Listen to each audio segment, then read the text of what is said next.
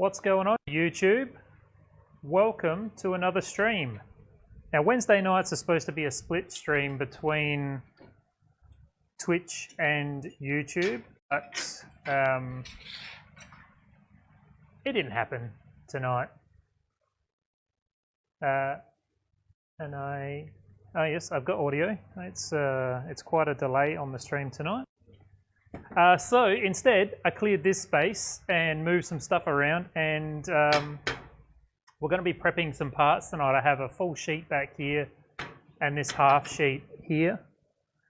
Basically, I need to get this done, and I wanted to stream tonight, so I'm trying to combine the two. Hopefully, I've set up a bunch of screens that will help us, might help us if things are a bit too noisy, which I haven't checked audio levels on everything yet, but we'll just figure it out as we go. So, fingers crossed, fingers crossed, we can look with this camera here, and I've got a quiet setting.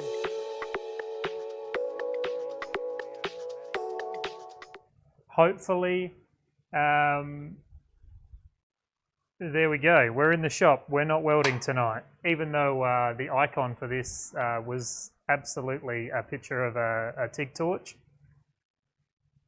Chris is here. G'day, Chris. Welcome to another, it's the same section of my shop, but another situation in the shop. I'm glad to have you here. So basically, I'm going to start by cutting all these pieces out with just an air saw. I'll try and monitor the audio, but we'll see how we go.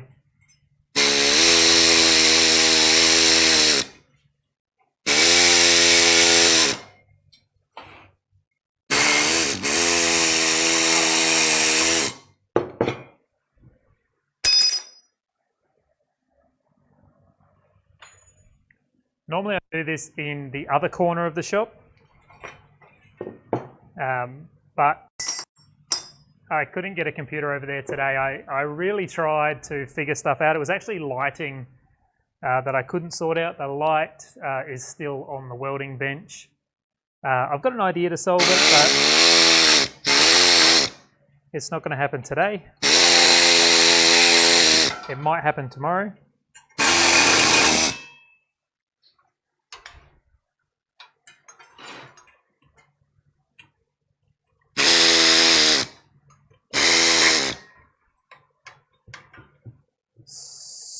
So I cut these parts on, this camera is going to be really difficult to move around tonight, but that's fine. So I cut these parts, we need to adjust the brightness. This may be a little bit of a technical stream tonight, but we will end the night with some prepped parts. You guys are going to see the menu. What do I want to do? I want to change, which I probably could have done an easier way. Or can I not do it here? Hang on a sec.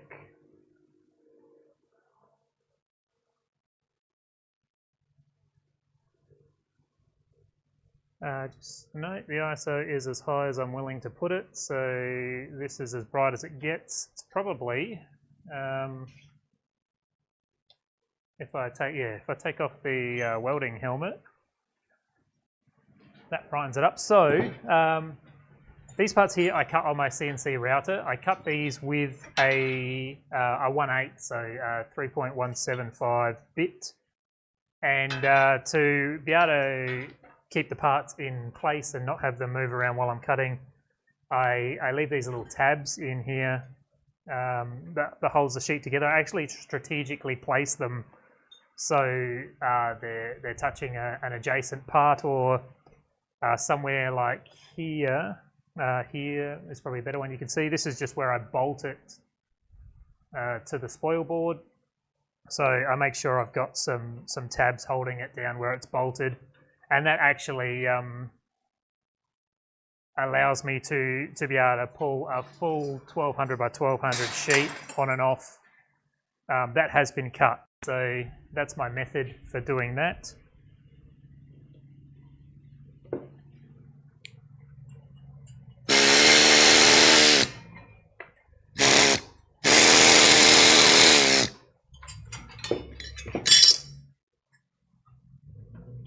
So we're going to free all these parts and get rid of the tab. And then on all the outward facing surfaces, I'm going to try to talk between cutting, but I'm going to burnish them all.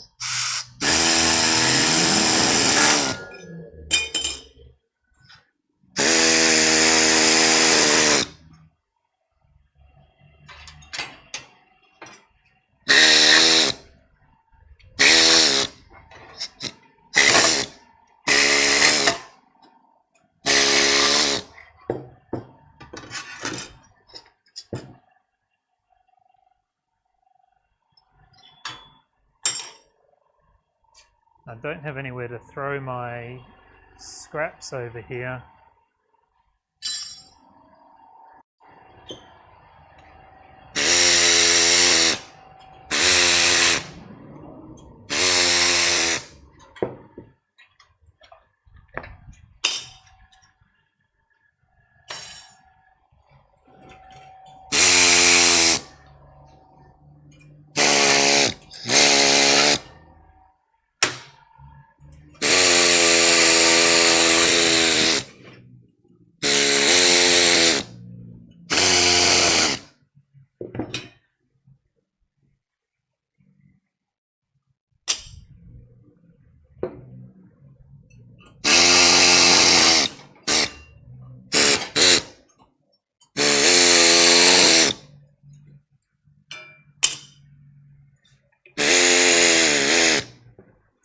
So when I make these, I might grab one and show you.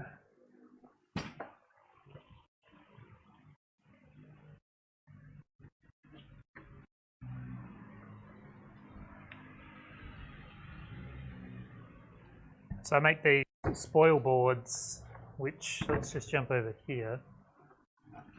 So I make this is a JZA 80, so a Supra, which is what we're cutting out right now. So I make these spoil boards out of yellow tongue or structure floor, and I put M6 like threaded bosses in here to be able to mount the sheet down. So I have a whole bunch of these for all my products, and I just swap them out on the CNC machine. So I make the 1200 by 600 so I can cut out 2 different products at once. And generally out of a 1200 by 600 sheet, depending on the product of course, I get 3 almost full products out of it.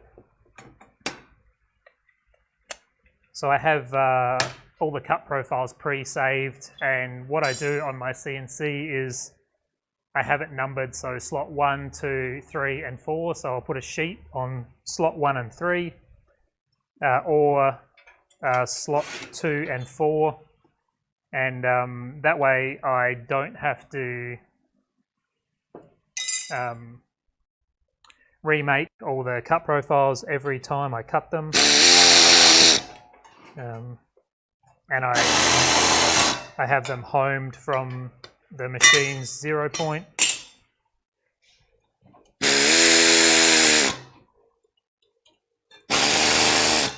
And I also have them saved on the computer that controls the CNC machine, so without having to go to the office upstairs or anything like that, I can just select it right from the computer.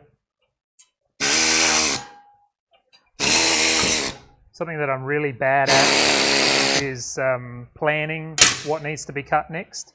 I have a whiteboard over this side of the shop, but then I spend all my time over here.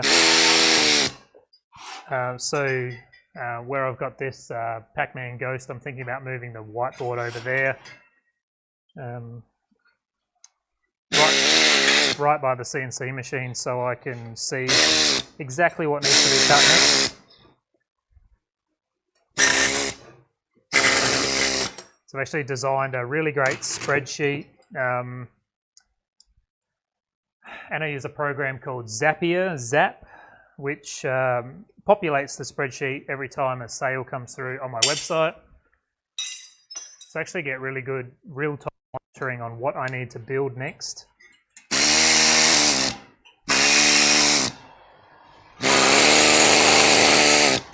The only thing it doesn't do is allocate or allow for custom builds, and my inability to update the things that actually get me to do the work.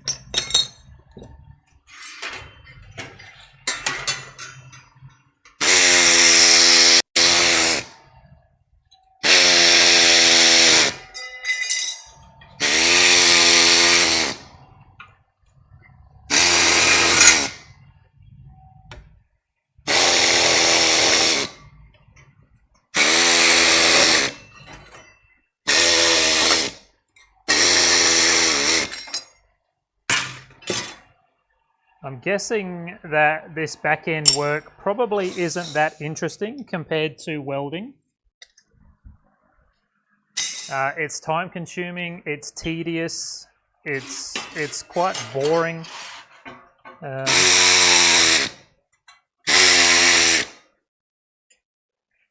But it's very necessary, obviously.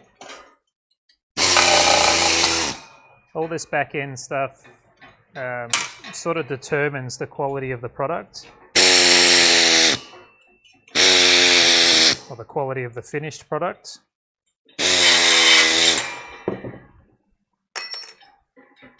And I have played around with letting the machine go and cut out all these tabs. So running the cut cycle and then programming in where all these tabs are to be a spot drill cycle to go through and cut them all out, and then I pull the individual pieces off the machine, which I did do for a while, especially when I had my smaller machine. But what I've found lately is that the rate that I can cut the part is greater than what I can weld them, or what I'm is finishing the part, and that's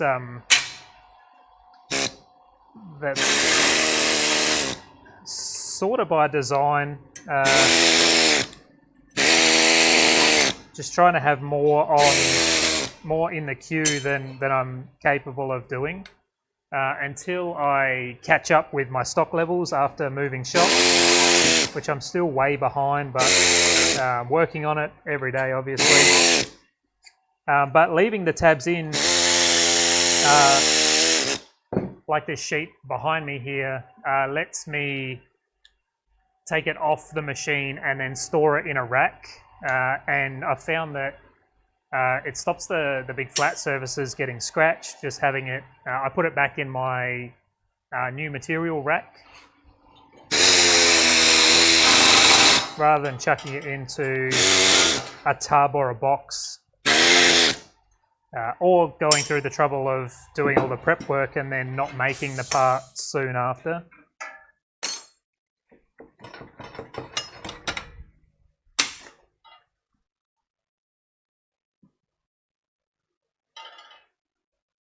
Yeah, I think, thank you, Chris. Yeah, I think it's definitely what I want to have in the catalogue. I want to actually move around the whole shop and show all the processes over time. But I'm finding it really hard to figure out the streaming setup, trying to keep the quality that I'm wanting.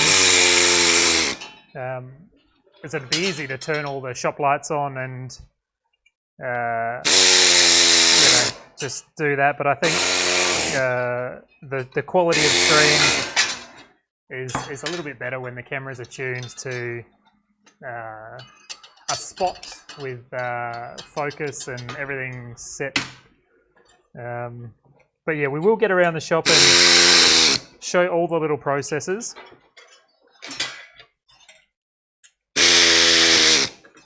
And they will forever be in the stream playlist that's on my channel. So every time I stream, I don't delete the streams. Actually, lately I've been leaving them up as videos. But you can always go into the stream folder on my channel and check out all of the past streams, even the ones that have gone up on Twitch. It's a good reference for me as well, to go back and look at welder settings and things. I actually really like these long form videos that aren't super edited like my other videos, that I can go back and reference. Because when I edit the video, all the footage that I edit out is just gone. I don't save it, or at least I don't go back and look at it ever again.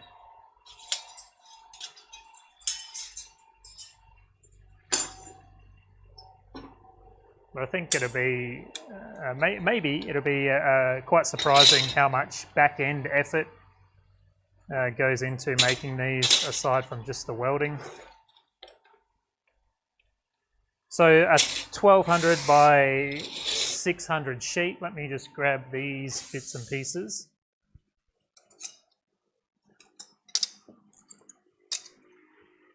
So it's all wastage I get from a quarter of a sheet with cutting out the best part. It doesn't have the filters or the filter baskets. I often will cut a 600 by 1200 of just those to have spares. But yeah, not a great deal of scrap at the end of the day, and I do have to sacrifice a little bit to make sure I've got these mounting points to be able to secure the part. The last thing I want is to put all this work in and have it dislodge and break a cutter or ruin a part. Breaking a cutter is probably not that big of a deal, but it is in wasted time. The cutter itself isn't an expensive thing, but the time spent changing and restarting, and a potential loss of parts, of individual pieces of parts. I do actually cut quite conservatively with both material and my feeds and speeds.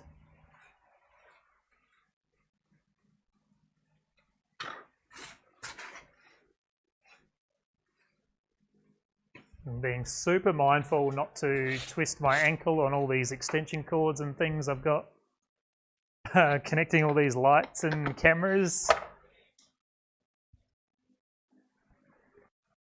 I was going to really try and get everything together to weld tonight, but let's see how that doesn't look too bad on the audio output. So this pile I've got here is all part of the internal baffles. These I deburr and clean up on the linisher. They don't need the same quality of finish as the outside parts, so I'll put those aside. I really tried to figure out how to do a two-stage or two-scene situation tonight to be at the linisher and the folder. So I was going to try and do the whole procedure from cutting the parts to folding the parts, but I just wasn't able to get it to work out.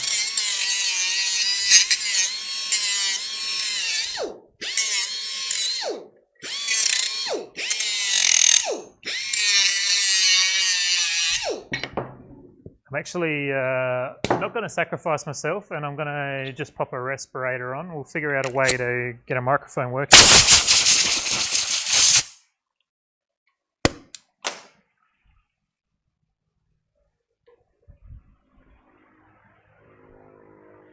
And definitely let me know if that sound is too unbearable. It's very easy for me to switch to that quiet screen. Should probably switch to a quiet screen before I blow myself down with air. Everything is not where it should be.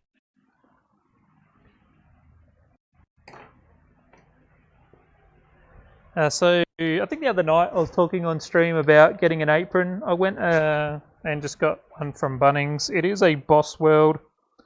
I love that it says, can I show you that? It says "Weld like a boss" on it. That's awesome.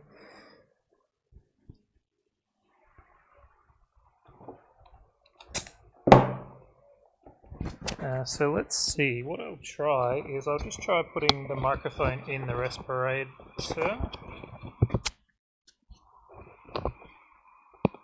It might not be necessary, but we'll see how that goes. Just checking the audio.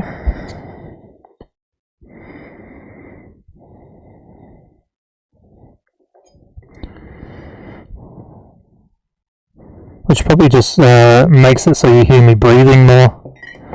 Oh, actually, that is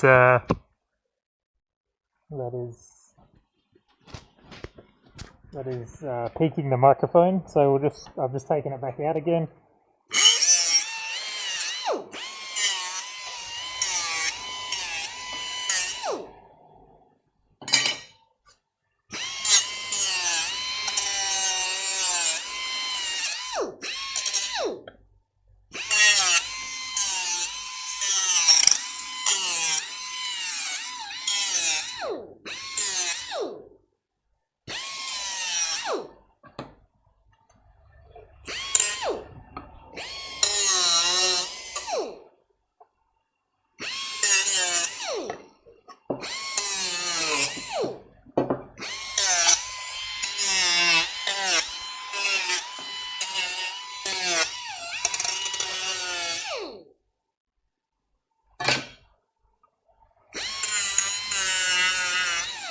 So, I'm not even doing this anywhere near the camera.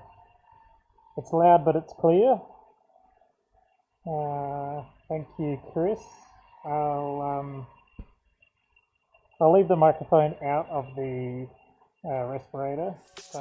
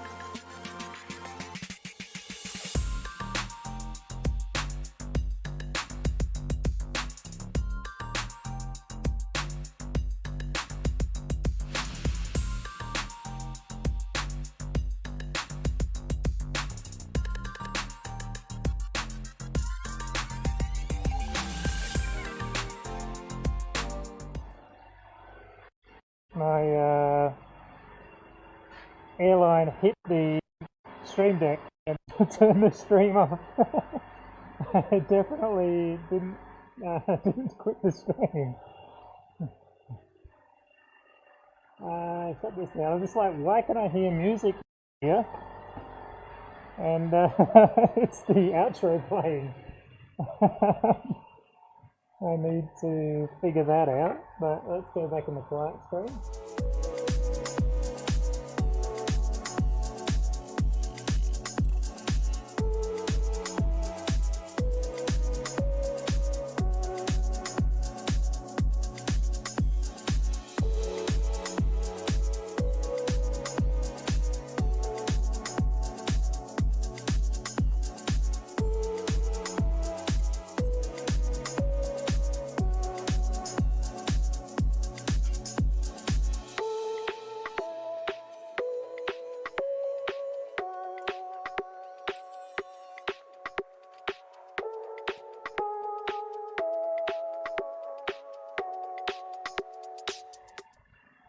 Okay.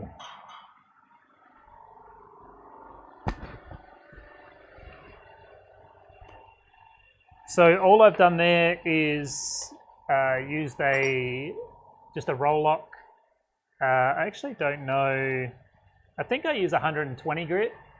All of these are specific for aluminium. Like all the tools I use on the aluminium, I don't use on anything else, and that's true for everything in the shop. But where can I hold this so you can see? It's over here. So right there is a tab. There is a tab. There is a tab, and there is a tab. And all I'm doing is knocking those off.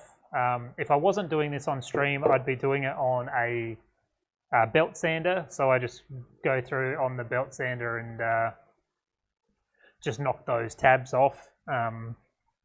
But because we're over here, we're doing it over here. And next up, I don't quite know how to figure this stuff out, but I'll just want the aluminium off.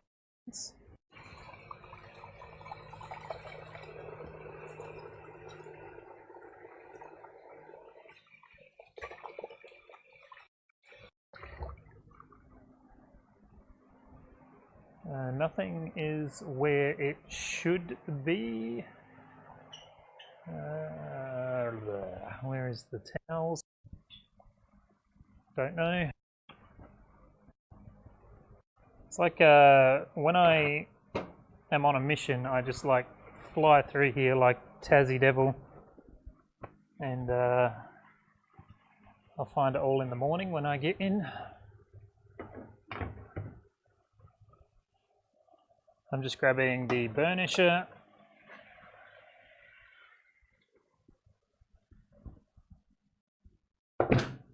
So I have this burnisher. I bought a cheaper one just off of eBay because I wasn't actually sure that it was going to do what I wanted it to do. So previously I was using a tumbler, and I've shown some tumble parts on stream before. I've shown some parts that didn't tumble nicely.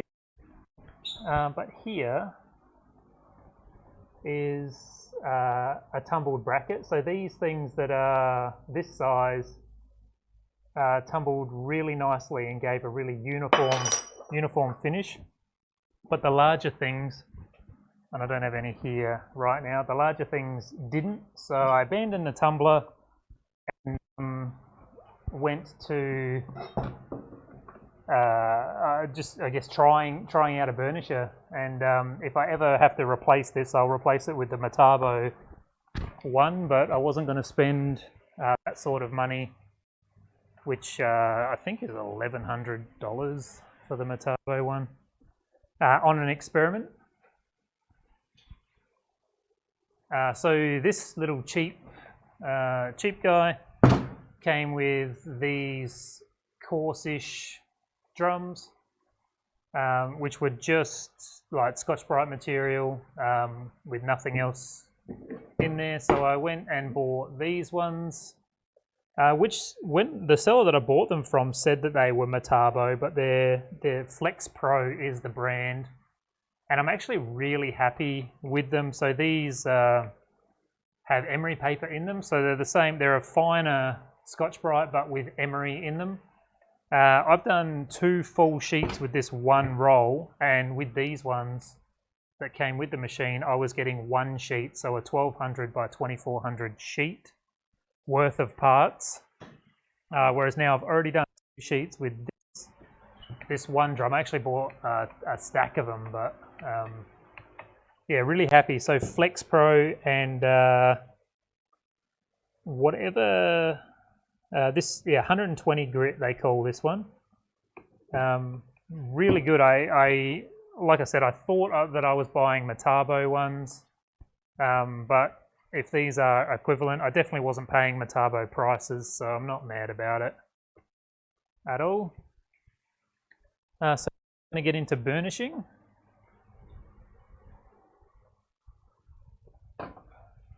Which I will try and set this table up so you can see.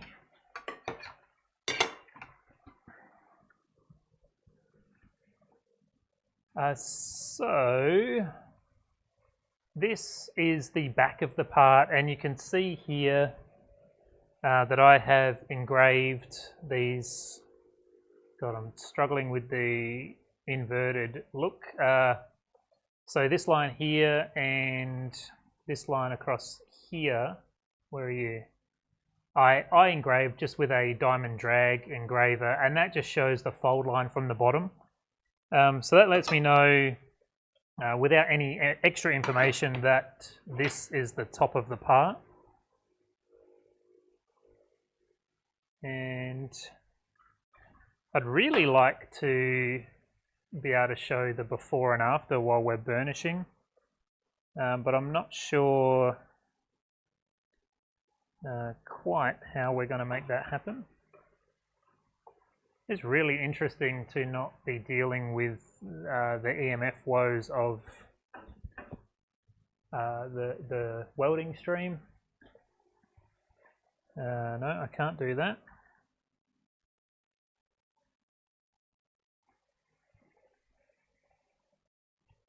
Can't do that. You can probably see in the main camera over there that I've actually I've got this Manfrotto tripod here, which has the 90-degree arm on it. This here, I forget what they call it. It's like a product arm, and then I've just taken this sort of, it's not quite a fluid head, but a head off of another tripod to try and get the angles right.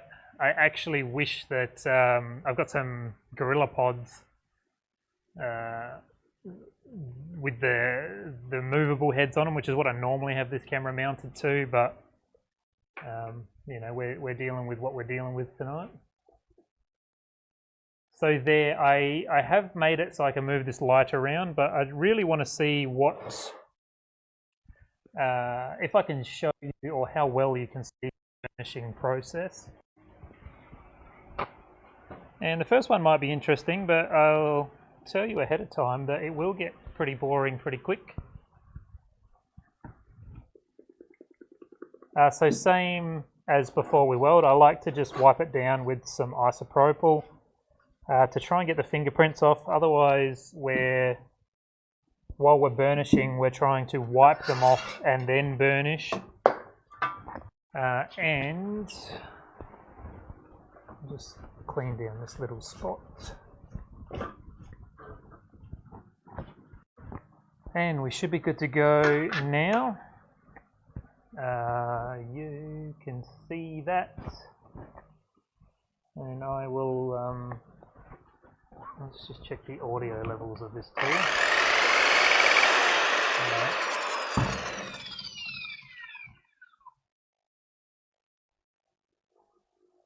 Seems quite loud, but we'll see.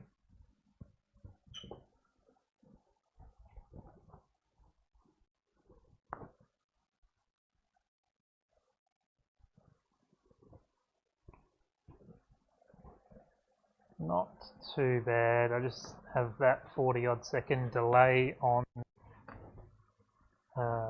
my stream, or my view of the stream. I'll just try dropping that mic down since you won't be able to hear me talking very well when I've got the mask on.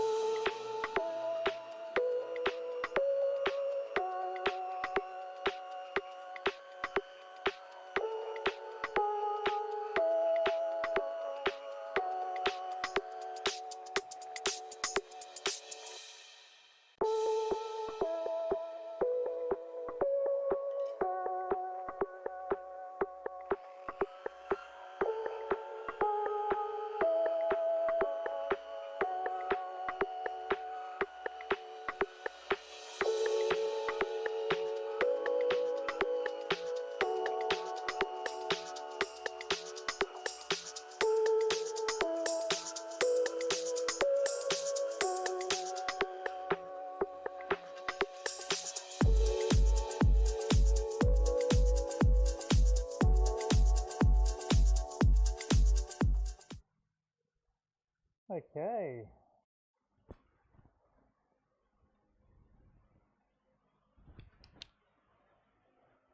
So burnishing, when I first started burnishing, when I first got this tool, I was,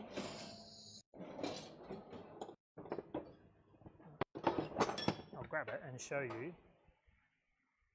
I was using this little vacuum table, which I can connect up to the air compressor. Super handy little tool. I got this one years ago, probably, let me turn the microphone. I maybe got this thing 10 years ago from Carbotech. That should be better on the microphone. And what it allows is you can take any solid part, wood, metal, plastic, whatever, and that will lock it into place there. You can see I'm hitting it quite hard. Super handy little tool.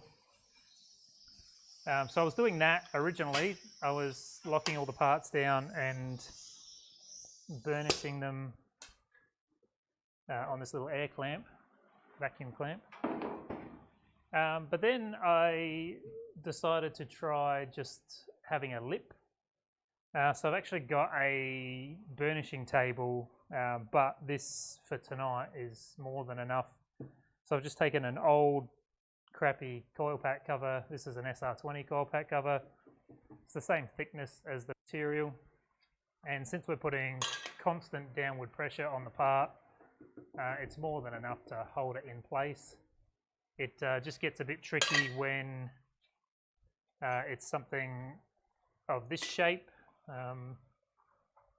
You know, really just have to pick the largest surface. Fortunately, this one is a nice flat, but you get the idea, I think.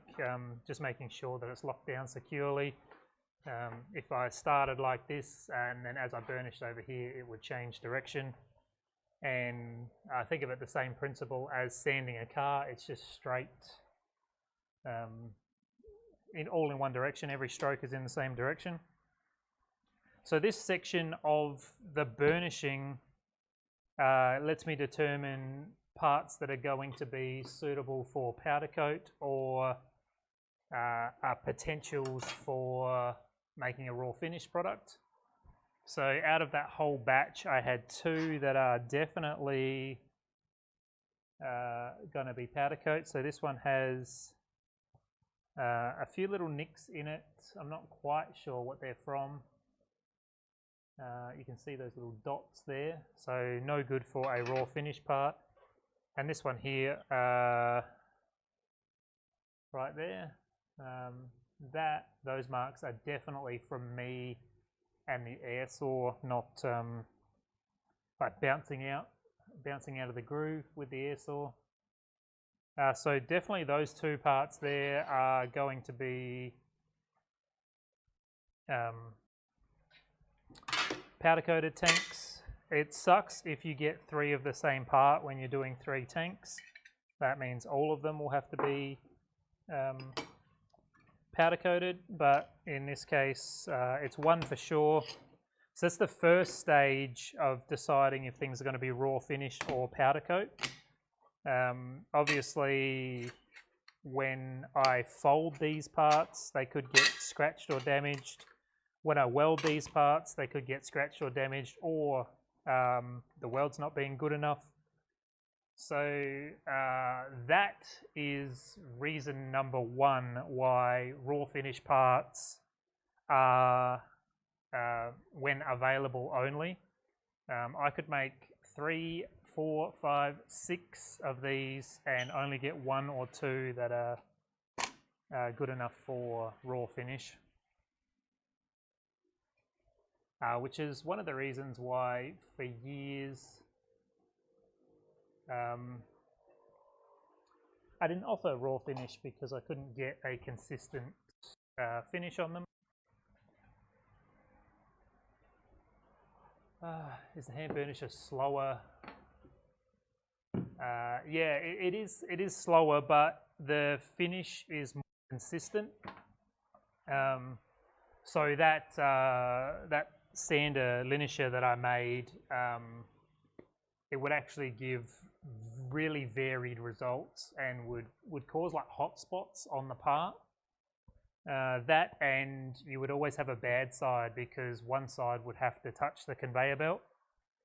Even if I tried taping them or putting them through on baking paper or something like that, you'd get one nice side, if you get one nice side, and then having to do the other side would always give a bad finish. But yeah, it never gave a finish. And the other thing that I have tried, which I've seen a lot of other people do, is like with a DA sander. I'll see if I can find it quickly. I'm pretty sure it's right here. Yes, it is. Not something that I've done for a long time, but for a dual action sander, where are we here? I made this fine Scotch-Brite wheel. So I basically just hot glued a inch thick of Scotch-Brite in a spiral and on a sanding disc, and on the dual action sander I think I've actually got some videos on my channel of me using this. I could get consistent finish, but it would be really susceptible to handprints. So as soon as you touch it, it would look like absolute trash.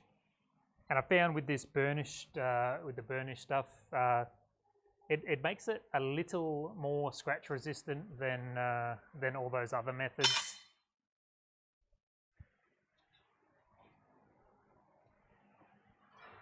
So that is as exciting as tonight's stream is going to get. Everybody, you're more than welcome to tune out now because it's just going to be more of the same. But I will leave the camera rolling. So, same thing.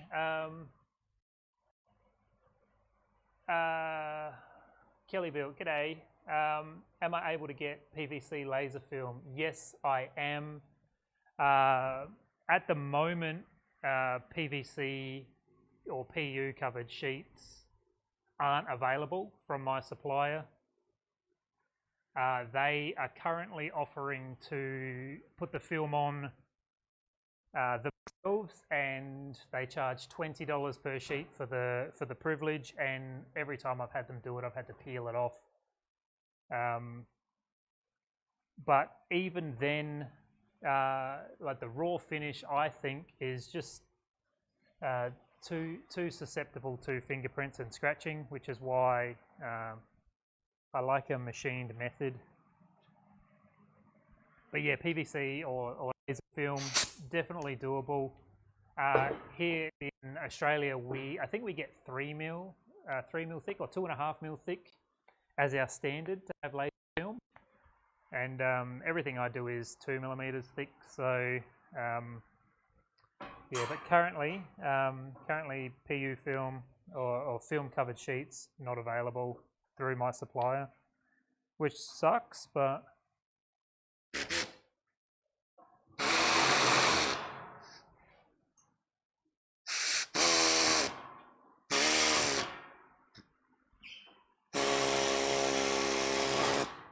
I guess even the reason why I started to explore another method for doing this was because I was getting my parts laser cut by a laser cutter, by a third party, and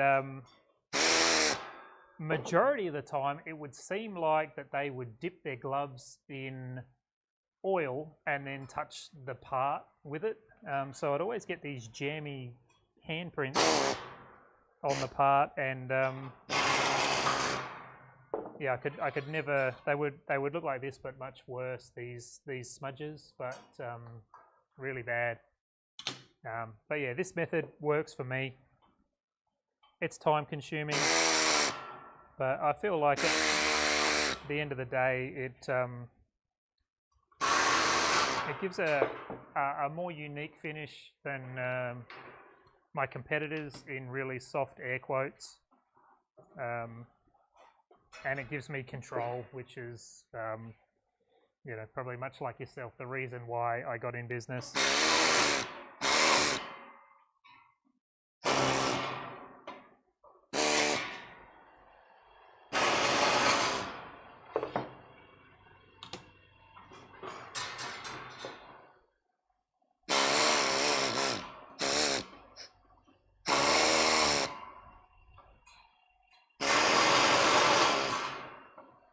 So these are my Evo 4-9 heat shields, so 4G63 heat shields.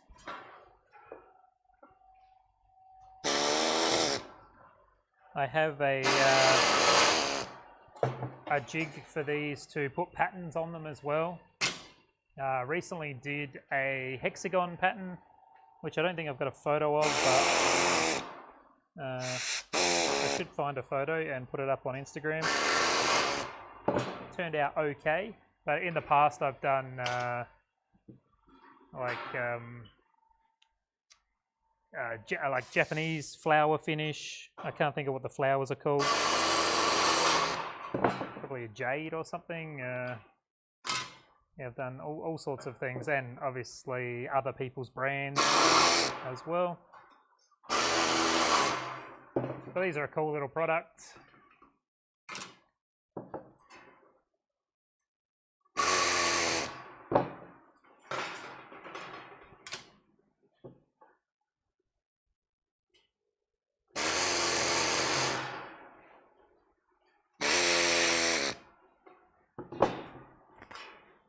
So far, this is my only product to be featured on Mighty Car Mods, which is a start, which is awesome as well.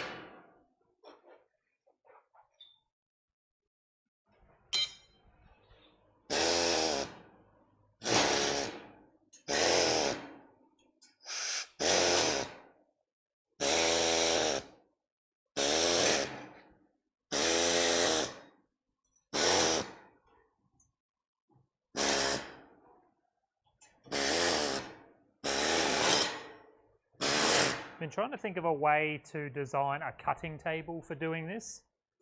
I've been thinking like acoustic foam, like the eggshell foam, to just sit a sheet on and let the blade sink in. Now that I've moved the shop around a little bit, I'm actually thinking that a 1200 by 1200 workbench. This bench that I'm working on right now is an old sit-stand desk that I've just put a workbench top on, so I can do this kind of work, and then if I've got a full sheet on, I can prop it on the CNC machine. I can prop the overhang without cutting the sheet down. But a 1200 by 1200 sheet that had a foam surface that I could cut through with this air saw would make this a much faster, maybe more enjoyable process. Right now I just have it partially popped up with a bit of Kaizen foam. One, to get it off the table, but two, if I nick it with the blade, it's not going to wreck anything or impregnate the material. Not that these parts get welded, but the other half of this sheet will.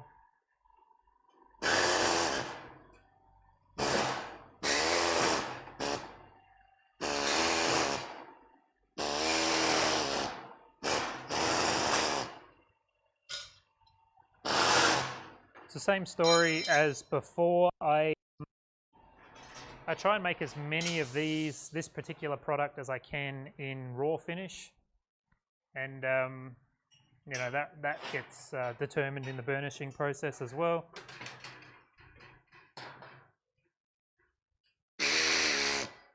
I get requests for all the time, and never like to commit until now. Never like to commit to doing it. but I'm actually changing my whole website model right now. I think I've mentioned before that a lot of my stress comes from taking back orders, and taking back orders has always been super important because it's part of the cash flow of the business. But in recent months, the back orders have been a lot, and the wait times for customers is too high. And the only thing that I can think of to remedy that is to stop offering back orders, which I've been really reluctant to do because the impact it might have on my resellers. But if you go on my website now, you will notice that some products are making the transition over to back order.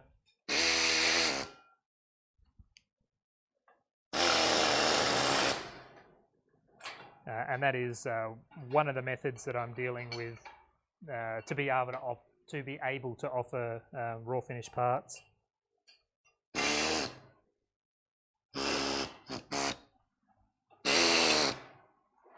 But I had recently I had my CNC router, the spindle died on it, and it was a few weeks to get a new spindle. And when I finally replaced the spindle, this was on the back of moving to a new shop, so I was technically not producing new parts for about 3 months, the whole time taking back orders. I guess it's just business stuff, but it's been a really tough decision. Anyway, is what I'm alluding to not take back orders.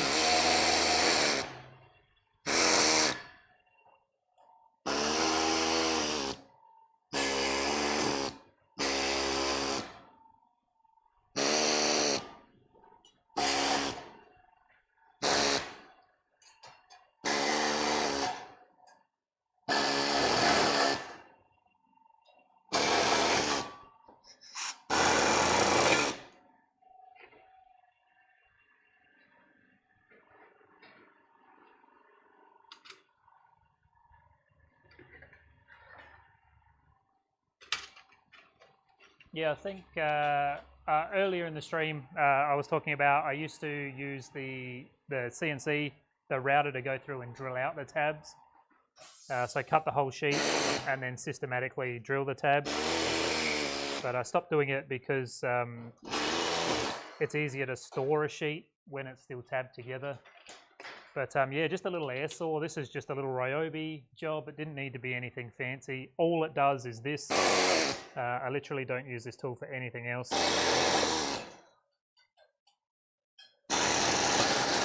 And I think I put way more tabs in than I probably need to, but more interested in the procedure going smoothly than I am saving a few minutes cutting tabs. I think it would be, yeah, like I was saying before, I think a hell of a lot nicer if I could have the sheet laying flat, so a 12 by 12 table with foam on it. That will be the next project. I could just walk the whole way around a table and not have to pick up all the parts as I go. I think would save a lot of time as well. But yeah, I definitely recommend one of these air saws for this kind of work.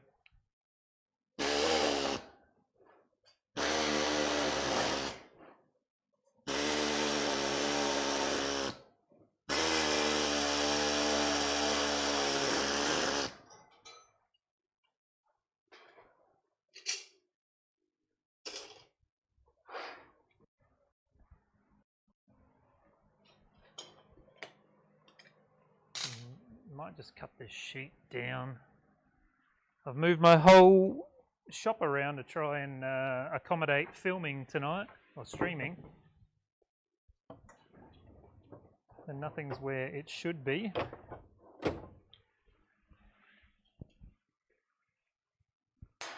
Let's get rid of this excess.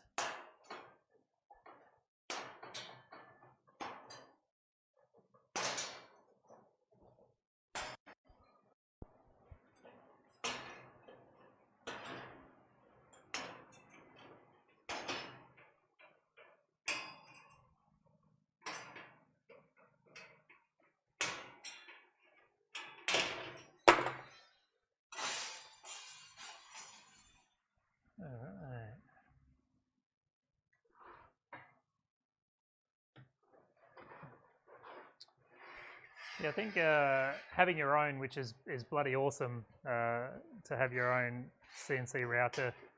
It just has that extra dynamic, I think, like to be able to cut and engrave, make minor changes on the fly, or make a couple of products and then make improvements. Just small batch manufacturing.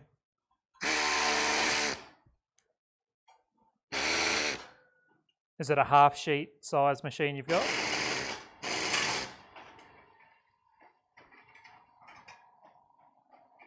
How do you manage the mess on it? I don't know how well you can see that there. Maybe if I get in this larger screen. So I've made this dust extractor, which I have a 4-inch dust extractor. I have it, where is it? Right here, up on the roof of my toilet there. But I've designed and 3D printed an easy extractor. So I use these, I have these little magnet little dust boots that I've put a little allocation in for the mist here, so the mist just slots straight in and it perfectly lines up with the cutter. Which I do intend to put up on Thingiverse, but when I designed it, it was when Thingiverse was having problems.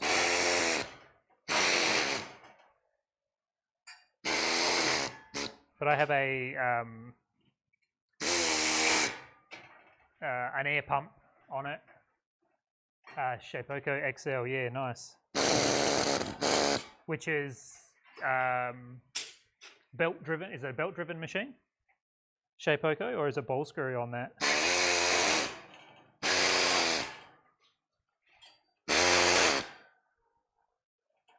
I know I've seen them on NYC CNC page.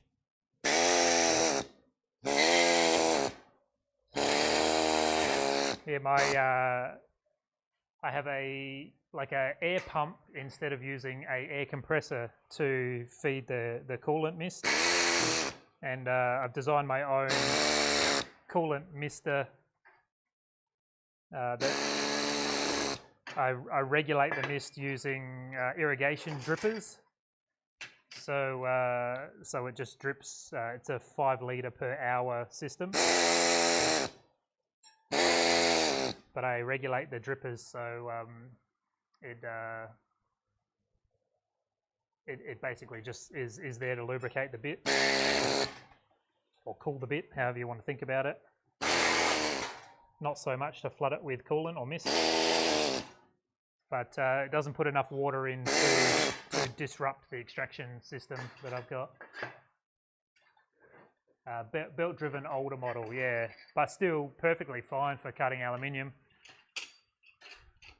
Nothing wrong with a good belt-driven system. This one that I've got is the Queen Bee. I bought the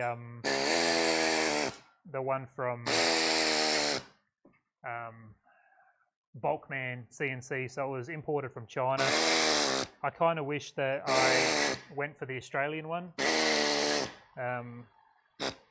I actually thought that the guys from Australia had copied the Chinese one, but it turns out it was the other way around, and theirs is a much better quality unit.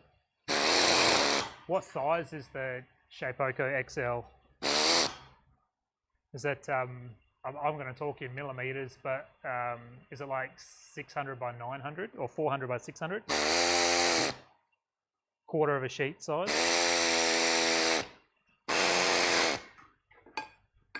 It'll be smaller than quarter of a sheet, I guess.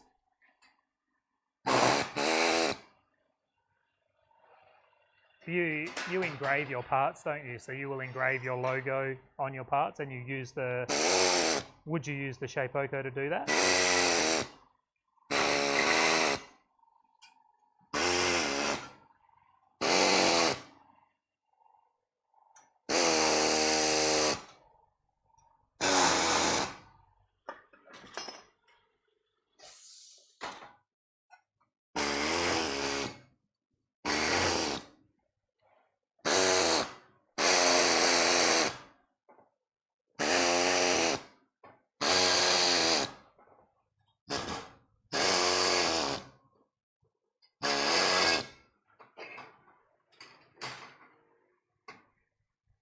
30 by 13 inch, so what, 60 by 40 maybe?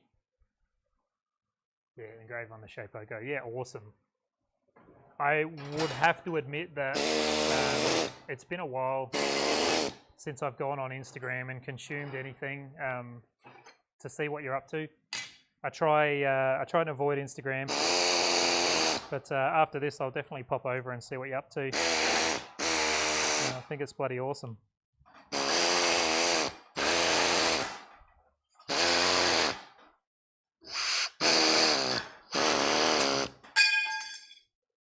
But I love engraving the parts before you start. That's how I used to do it. Now,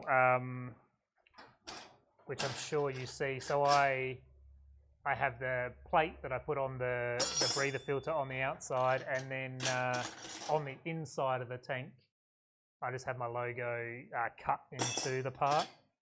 I used to engrave, and I really respect people that engrave their logo or their name into the part before they make it. I really respect the commitment to quality. I know for me, the fact that my brand is in there before I've even started folding or welding the part, I've put my name on it, and I view it as a commitment to quality right from the start. So yeah, I really respect the putting your logo in, engraving your logo in. It's really cool.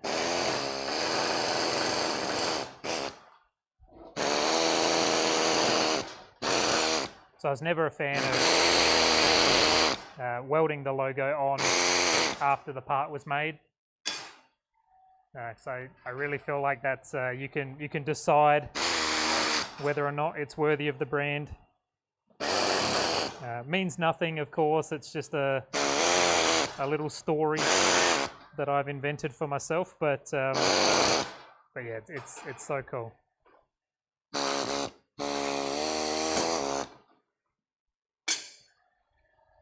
So this part that I'm cutting out right now is an S13 catch can.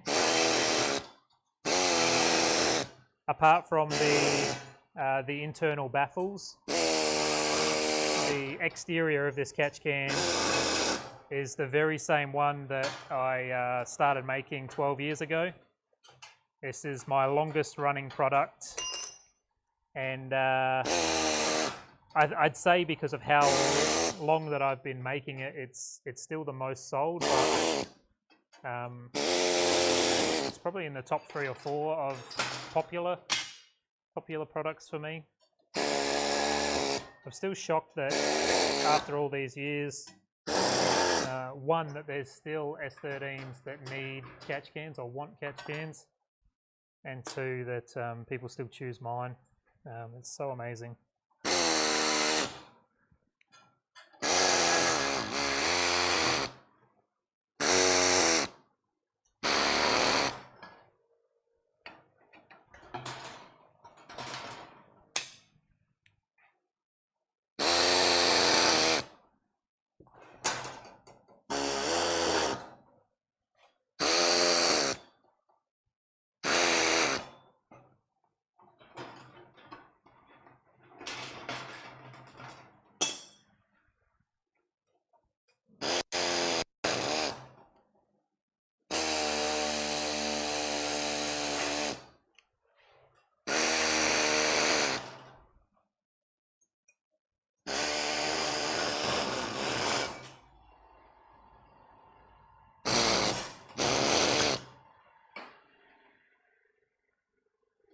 Yeah, this is my only job, and it has been for 12 years. And I have no staff either. It's just me in this beautiful shop making catch cans every day.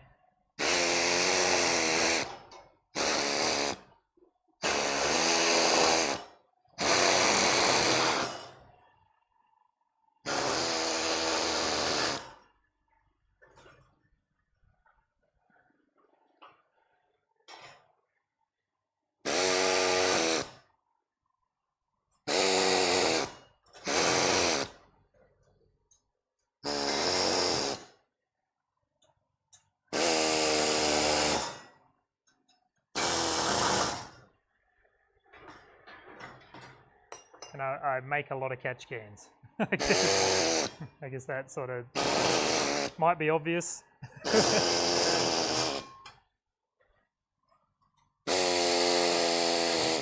Yeah, I've recently started doing custom work again as well. So bringing cars into the shop and making custom one-off catch cans, which I took nearly 5 years off from doing to really try and dial in these product lines and my my systems, I guess, for building these tanks. Over the crazy retail boom that we saw in 2020 and 2021, was outsourcing a lot of my welding, outsourcing all of my cutting, and then basically we just started getting supply problems with materials and parts, and trying to get the best quality I could, and trying to maximize my profits without passing it on to the customers. So the only way I could solve that was bringing everything back in-house, which does require a lot more work.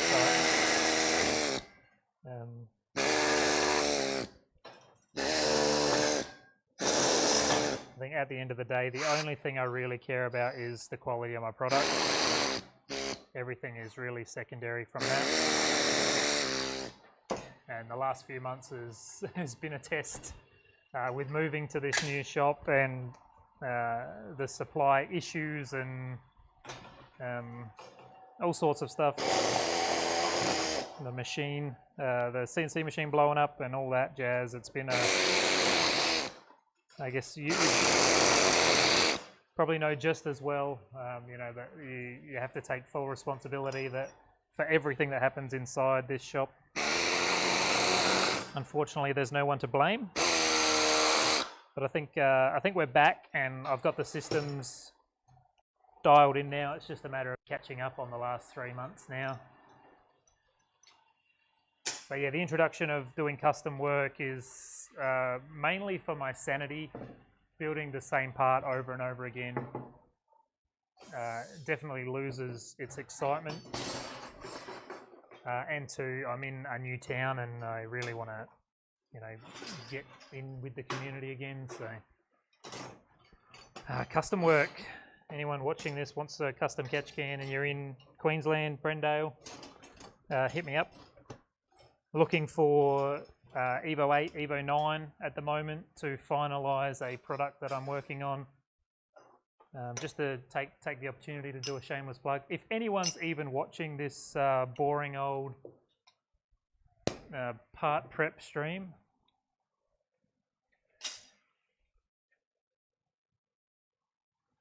in the middle of the stream at least, I know if I was tuning in I'd probably scrub to the end. So,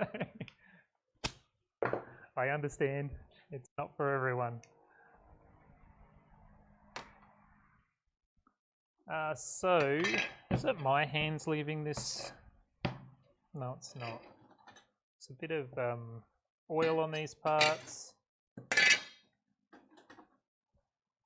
So here, is that going to focus? No, I've turned autofocus off. So on these parts, I have I engrave. So basically, I cut them face down and I engrave the fold line, which I also can I get a better example? Probably not. I probably can on these. So here, if I can focus. You can see right there where my finger's bobbing up and down, I put a little tiny notch in the part. So that shows one way of folding the part. And then on these parts where they go inside a tank, I engrave a line on them and I write the bend degree on it. So this is a 90-degree bend. This one I was experimenting with writing what catch can it is, so S13 oil catch can that stands for. And that was thinking that I would cut the parts individually and put them aside, because this actual part that's in my hand right now is identical to another part that's on another product. But I guess for this one, I've got an arrow that says roll. So I'm rolling it in the slip roller from this direction up until this line, no fold, just a roll. So, yeah, I guess the beauty of the engraver or the router versus a plasma cutter is that I can do all these tricky little things on the insides, and that's really just a quality of life thing. It makes it a little bit easier for me to get through a build. This S13 catch can is all 90-degree bends. This one here is a 90-degree in the opposite direction, so I've just put 90 written on there backwards. But I have built, I'd love to know how many of these I've built, because they actually predate my website tracking, so I don't actually know how many I've built, but I'd love to, I haven't checked the website to see how many I've sold, but I'd love to know. If it's not near 1,000, I'd be super surprised. So these internal baffles I will clean up on the linisher, and along with the inlet baffles, these will get cleaned up on the linisher as well. There's no point in me spending the time doing it with the burnisher.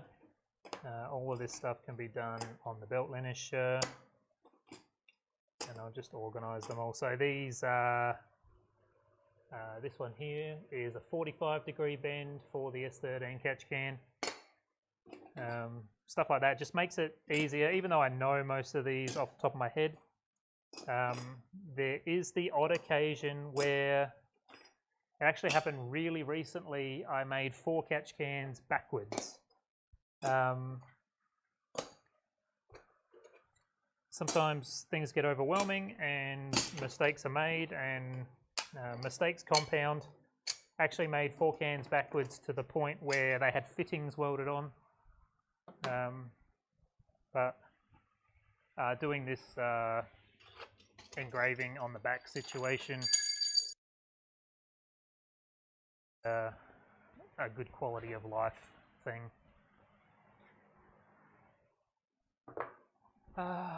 Cool. Yeah, it's definitely a good thing to do, I think. Yeah, I use here. No, this. It came with a diamond bit. Let's see if I can get it in focus. So it is a diamond drag tool. Where are you? This inverted camera. But I just use a 60-degree, just a regular sort of chamfering bit or engraving bit, and this is just a little spring-loaded drag tool. Probably the same as what you're doing, just a diamond drag, but spring-loaded, so super easy. Don't have to turn the spindle on. Just let it run. It's like the nicest part of the day when that's running, because I can turn the dust extractor and spindle and coolant and everything off, and just let it engrave a sheet.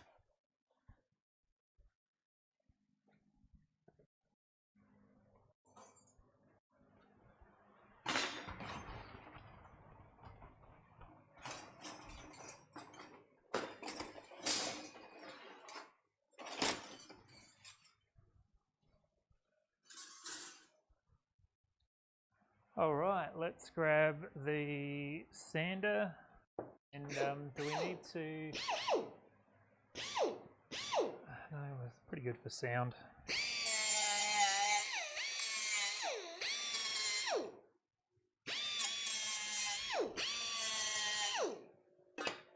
just knock off those tabs.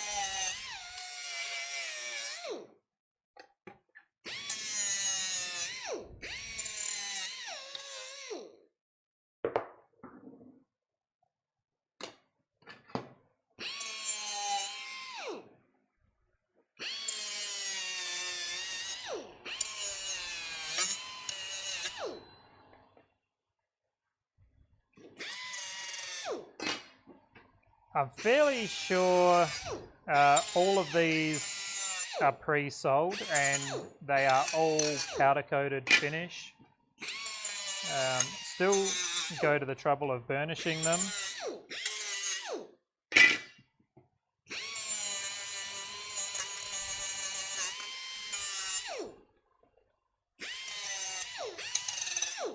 When I do these heat shields, like this one for example, which is definitely not fit for being a burnished part or a raw finished part, I will just run them across the linisher just to knock all the high bits off before they go to powder coat.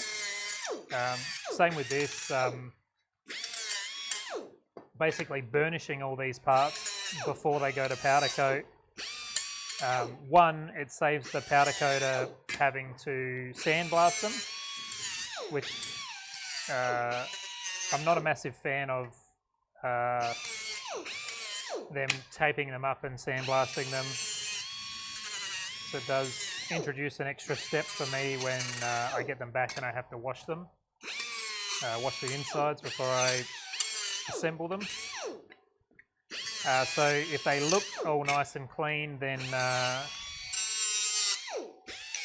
they actually just hit them with a sander or whatever they do, spot clean them.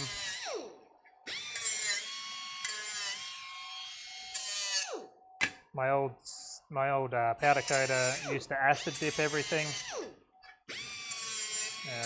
New powder coater in this new neighbourhood doesn't acid dip.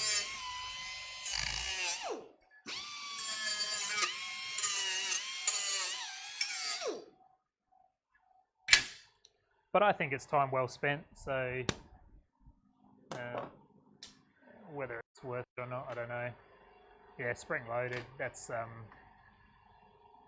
it's the greatest tool ever, I think. I even use it to engrave on Delrin. Can you see? I don't know if you can see, but I have a, right there, that big red thing, I have a CO2 laser engraver now, which I use to engrave on the powder coat.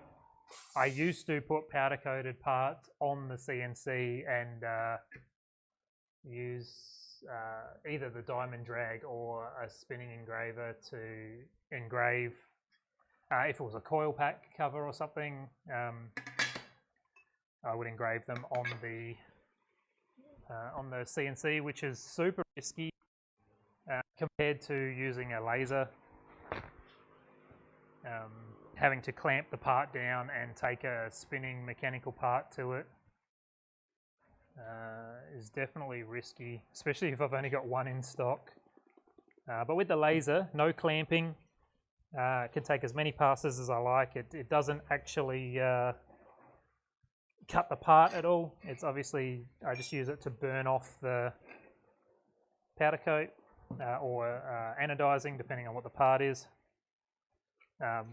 One of the greatest decisions ever to buy the CO2 laser.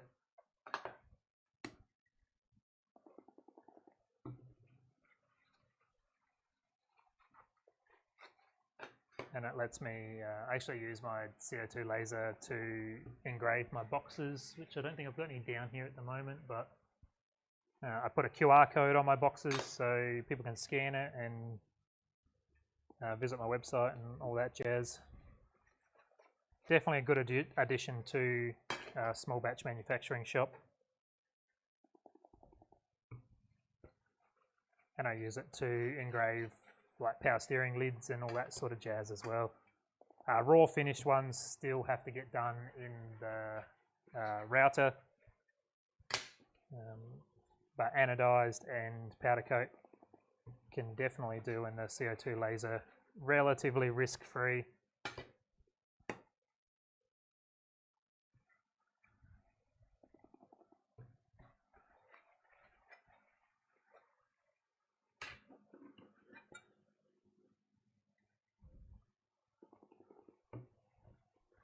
How are we going for time? Oh, we've well cracked the hour and a half. I wonder if the stream dropped out. I don't know if I was paying attention that much. Still up and running right now.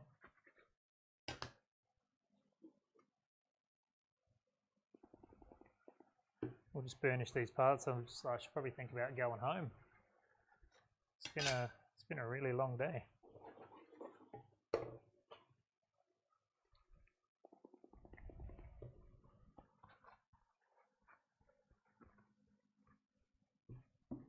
Let's just clean off the fingerprints, which I did the one that I showed you last time and not the rest of them. I'm not going to burnish these heat shields tonight. I actually did a batch of them today already. These ones are just for replacement stock, so they don't need to be done today. They're not going out this week to powder coat, so I'll put those aside so I don't get so overwhelmed.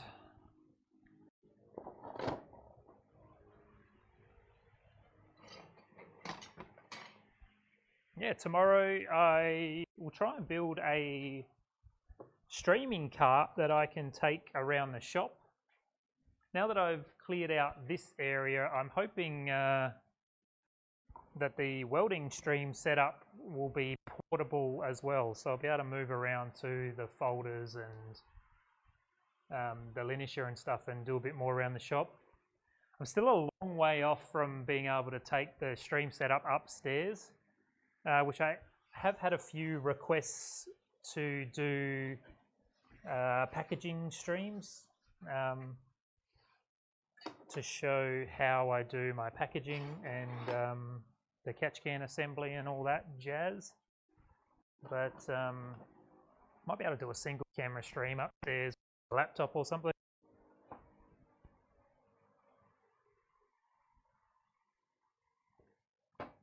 Because I work by myself, I very rarely talk in a day.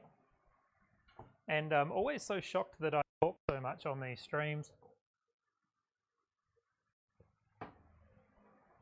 Or that I have anything to say on these streams.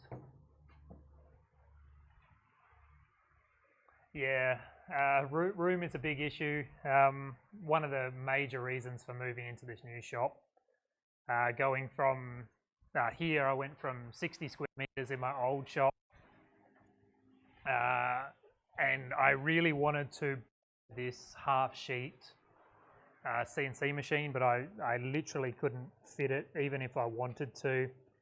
And I couldn't work on cars in there. I couldn't fit a car in a 60 square shop. So now I'm in 100 and something. It's 80 squares downstairs and the mezzanine. So yeah, space is a good thing. So I'll definitely not be ignoring you, but I will pop the music screen on.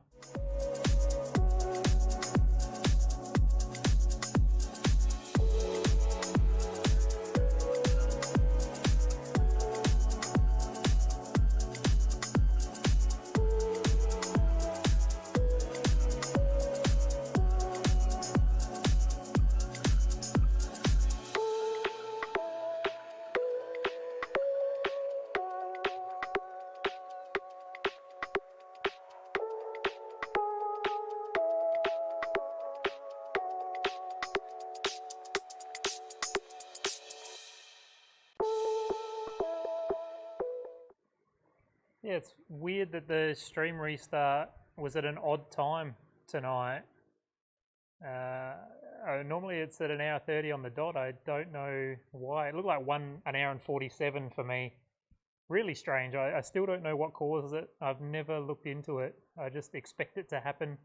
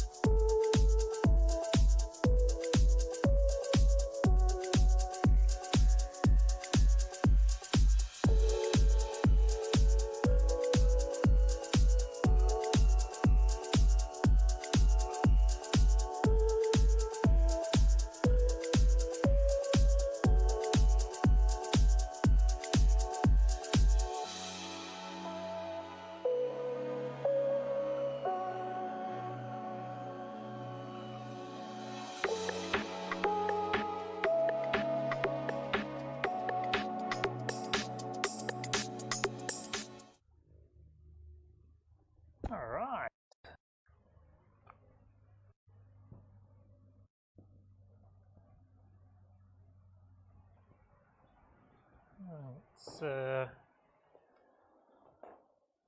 When I used to do this, I was talking about before with the wheel that came with the machine. This with no emery paper in it. My entire floor would just be covered with Scotch-Brite, basically. Let's just pop this camera up here. So this pile definitely, where are you guys over here? Definitely needs to be powder coated. This was all I got that I deem worthy to do a raw finish tank, and I'm not even sure it's a complete catch can. It is a complete catch can. Now that I see that, there is a mark on that piece there. So I got one complete catch can that may be a raw finish, may be suitable to be raw finish, and then two there that are definitely powder coated. I am 99% sure that they are all sold already, so they will be all powder coat. And I'll be cutting another sheet of these tomorrow. So I'm trying to restock my shelves after the move and all the other conundrums that have gone on lately. I currently need 6 of them, so yeah, definitely need to build another 3. Cool, we did it. Well, this was definitely different. I know all the tags and all the stream bits and bobs all relate to welding, so if somebody came along tonight expecting to see me welding, I'm sorry that no welding was done tonight, but all this is part of getting to that welding seat. Without doing all this jazz in the background, you know, I don't get to do the welding. So hopefully you enjoyed. If you did swing by, you enjoyed seeing another side to the production of an AT Performance catch can. Kelly Built and Chris in the chat, thank you guys so much for hopping in the chat and typing. I really appreciate the interaction. It's so awesome. It really is so awesome. I can't thank you guys enough for rocking up, and Chris for rocking up. It's really awesome. What was way too stream, but to do it, to get it done, and I definitely want to stream more and show more, so here we are. It's the catalyst for doing more in the shop, or more streaming in the shop. So anyone who was here tonight or is here now, thank you so much for taking some time out of your day to spend it with me. Anybody who watches this stream after it was live and the VOD goes up, I know a lot of people tune in for the last 3 or 4 minutes. Thank you for that. It's really important information for me to see people rocking up, and if there's something you want to see me do, or something you want to see me do better or different, type a comment under the video. I would really appreciate the feedback, good or bad. If you like the video, hit the thumbs up. That really helps out as well. And if you like what I've got going on, hit the subscribe button. You don't have to click the little bell or anything like that. You never have to see me again if you don't want to, but we need to get this channel to 1,000 subscribers. At the moment, YouTube has a whole bunch of features that I don't have access to until I hit 1,000 subscribers, along with some other things. And that would go a big way into helping me reach those advertising tools. That's it. We burnished some catch cans tomorrow. We might be able to fold them. I dare say will be another welding stream tomorrow, but we'll see how we go in moving around the shop. That's it. I'm going to see you tomorrow. Have a great night, everybody, and thanks for tuning in.